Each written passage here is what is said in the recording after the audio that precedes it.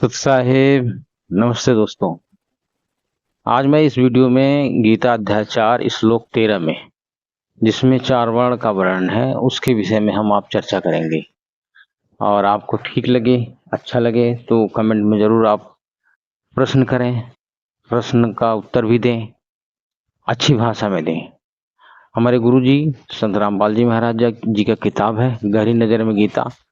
बहुत डिटेल में उन्होंने व्याख्या किया है और सारे मर्म को अच्छे से समझा रखा है। आप उसको पढ़ें और अपना ज्ञान वर्धन करें और हमारे गुरु जी से जुड़ें। आपको समझ में आएगा, जरूर आएगा, धीरे धीरे आएगा, समझ में आएगा। लेकिन ये जो चार वर्ण है इस पर मैं चर्चा करूंगा, लेकिन इससे पहले मैं आपको दिखा दूं कि चार वर्ण कहाँ लिखा है। एक नजर आप इस पर जरूर दें। चलिए मैं दिखाता हूं आपको। श्रीमद् भगवत गीता, यहाँ पर देखिए इसके अनुवादक हैं जय दयाल गोयंदका। ये गीता प्रेस गोरखपुर से प्रकाशित है, देख लीजिए ना। इसके हम ले चलते हैं आपको अध्याय 4 श्लोक 13 में।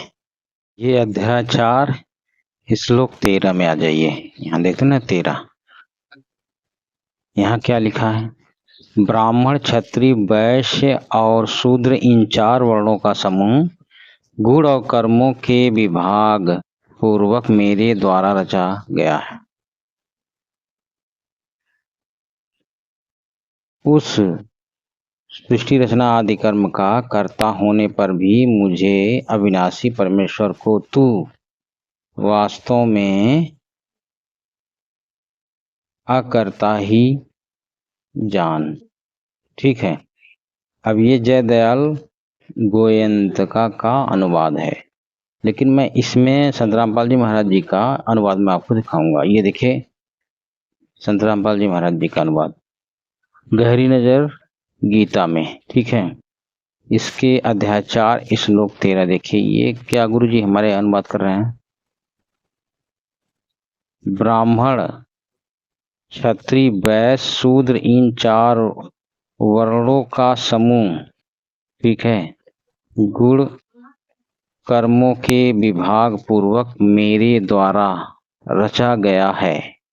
इस प्रकार देखते जाइए, उस कर्म का कर्ता भी मुझ काल को ही जान तथा वह मैं सृष्टि का रचने वाला नहीं हूँ। सृष्टि का रचनहार तो अविनाशी परमात्मा है। अब आपने दो अनुवादकर्ताओं का अनुवाद आपने देख लिया, तो ये अनुवाद मैं दोनों का दिखा रहा हूँ इसलिए कि थोड़ा सा ये मैं श्लोक में भिन्नता थी अनुवाद में, तो मैंने आपको दिखा दिया। लेकिन एक बात है ना कि जो जय दयाल गोयंदका का जो अनुवाद पूरा अगर जो पढ़ेगा, तमाम विरोधाभास इन्होंने अनुवाद कर रखा है। एक श्लोक में आप पढ़ोगे ना तो दूसरे श्लोक में वही उल्टा लिखा हुआ है। इसके बारे में फिर वहां पढ़ोगे तो फिर वहां उल्टा लिखा है। कहीं जन्म मृत्यु है तो अविनाशी अपने मन से भी लिख दिया है। जो अनुवाद संस्कृत में नहीं है श्लोक में, वहां भी तरह तरह की चीजें लिख रखा है। ये जयदयाल गोयंदका भी नहीं ऐसा किया। और जब आप संत रामपाल जी महाराज जी का, हमारे गुरु जी का अनुवाद पढ़ोगे, दोनों मिक्स करके देखो तब आप क्लियर हो जाओगे। कहीं भी इनका अपोजिट में, एक दूसरे को अपोजिट इनका अनुवाद नहीं है गुरु जी का हमारे, इसलिए सारी बातें पकड़ में आ जाती, समझ में जाती हैं। तो आप अति शीघ्र जाकर के गहरी नजर गीता में पढ़ो। आप बहुत चीप में, बहुत कम कीमत में ये आपको पुस्तक मिल सकती है, तो आप इसको जरूर पढ़िएगा। लेकिन मैं यहाँ पर क्या कहना चाह रहा हूँ, मैं यहाँ पर ये चार वर्ण जो है किसने विभाजित किया है, काल ब्रह्म ने। इसने ये कह रहा है कि मैं चार वर्ण बांट दिया हूँ, ये मैंने ही बांटा है। और गुण धर्मों के आधार पर जो जैसा करता है उसके आधार पर उसके वर्ण चेंज हो जाते हैं। यानी जो शूद्र वाला काम करेगा वो शूद्र हो जाएगा, जो ब्राह्मण वाला काम करेगा वो ब्राह्मण हो जाएगा, जो क्षत्रिय वाला काम करेगा वो क्षत्रिय होगा, और जो वैश्य वाला काम करेगा वो वैश्य होगा। इसका ये मतलब है। और ये कोई परमानेंट फिक्स नहीं है कि आप क्षत्रिय हो तो क्षत्रिय वाला काम ना कर करके आप और भी कुछ काम कर दोगे तो आप शूद्र हो जाओगे, शूद्र वाला करोगे तो शूद्र हो जाओगे, है तो ये ग्रंथों में। लेकिन अब यहाँ सामाजिक विषय पर बात करेंगे।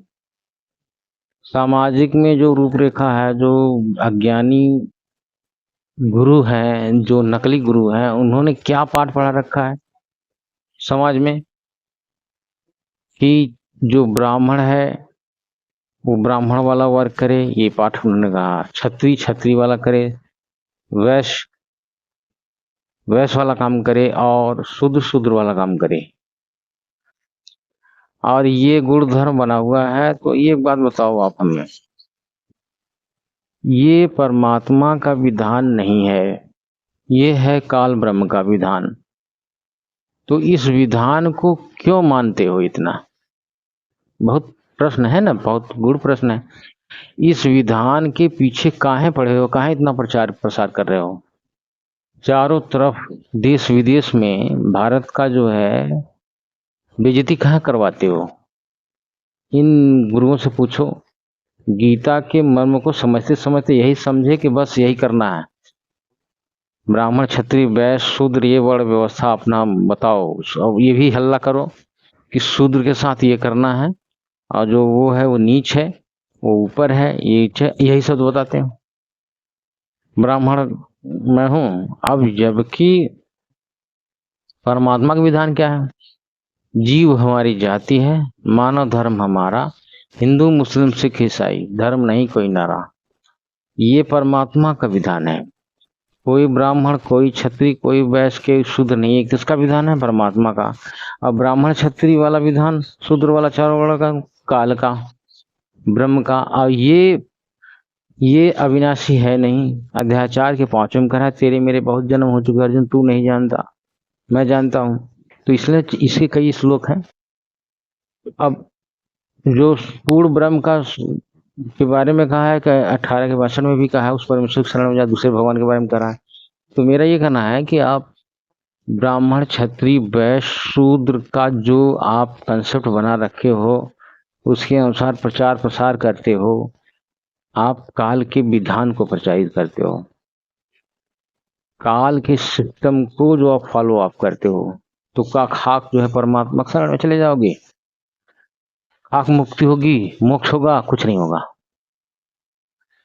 जो ये ब्रह्म है, ये काल है, जो काल के अधीन रहेगा वो काल का होगा, जो परमात्मा का अधीन में होगा वो परमात्मा का होगा।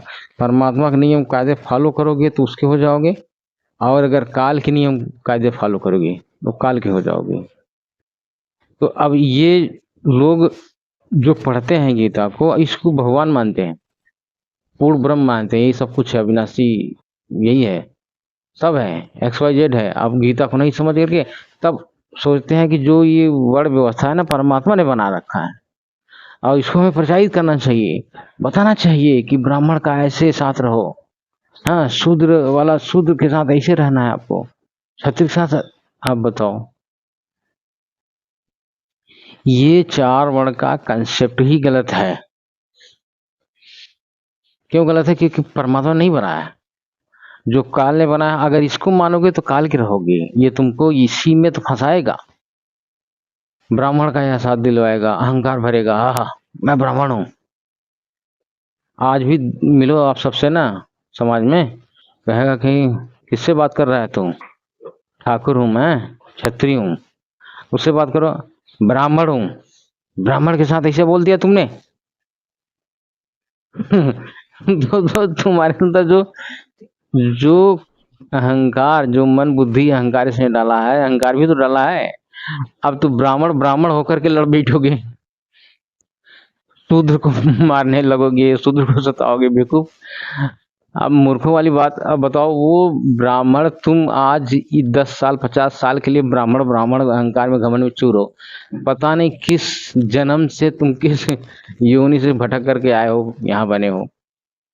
तुम पता नहीं मुस्लिम थे कि हिंदू थे कि वहां पर कुत्ता के बिल्ली थे, और घूम घूम करके आकर के भी तो जन्म लेते हो यार।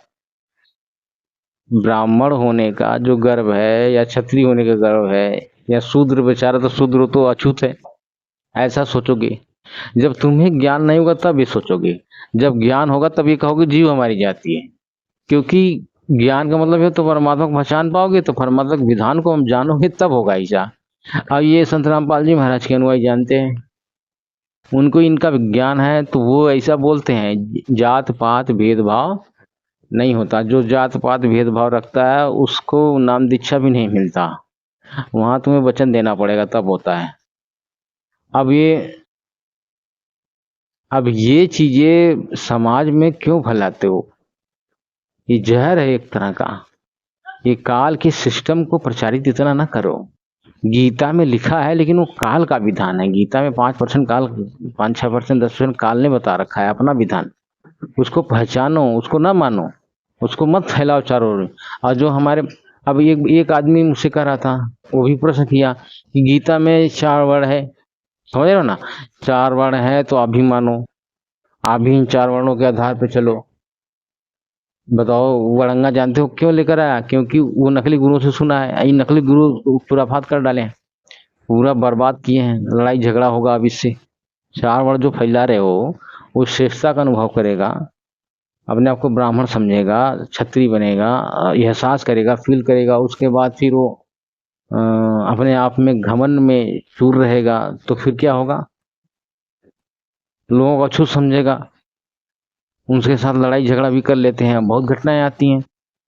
तो इस तरह की भावनाएं नहीं रखना चाहिए। ब्राह्मण क्षत्रिय वैश्य शूद्र हम नहीं हैं, हम काल के विधान को नहीं मानते, ठीक है। हम किसके मानते हैं? परमात्मा के विधान को मानते हैं। सभी परमात्मा के बच्चे हैं, एक समान हैं।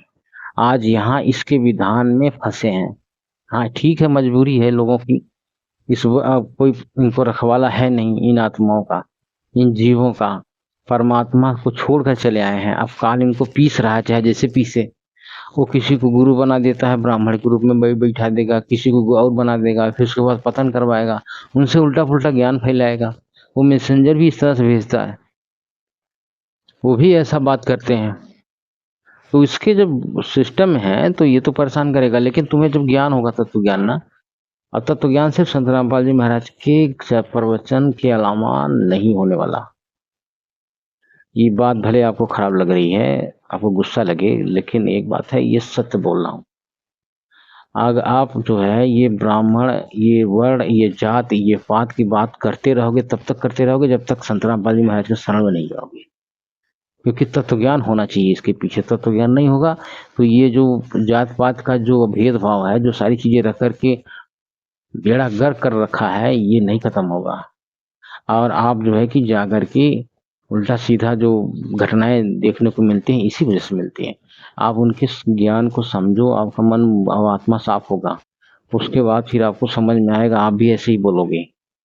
और उसके बाद फिर ये मानोगे नहीं, बहुत लोग बदल चुके हैं, 10 करोड़ से ऊपर आए दिन आ रहे हैं लोग, ये कथावाचक और सब बड़े बड़े जो है कि अपने आप को विद्वान मानते थे, वो आज संत रामपाल जी महाराज के शरण में है। तुम कहाँ पीछे हो भैया? क्यों पीछे हो? इसलिए कि सिर्फ जेल की बात करते हो, और जेल में रहकर इतने सारे काम कर बैठे परमात्मा का, वो समझ में नहीं आता तुमको। हमारी बुद्धि कहाँ छुपी है, क्यों नहीं समझ पाते हो इस बात को? जाओ संत रामपाल जी महाराज की शरण में, काम होगा वहां तुम्हारा। सारी किताबें पढ़ो, देखोगे तत्व ज्ञान होगा, बहुत बड़ी चीज मिलेगी आपको। और ये जात पात 4 वर्ण के चक्कर छोड़ दो। ये किसका विधान है? काल का। काल का विधान नहीं मानना है, ठीक है। परमात्मा का विधान मानो, जो परमात्मा ने कहा है, क्योंकि हम उसके बच्चे हैं। ये काल तो हमें फंसा रखा है, सिंपल सी बात है। सत साहेब।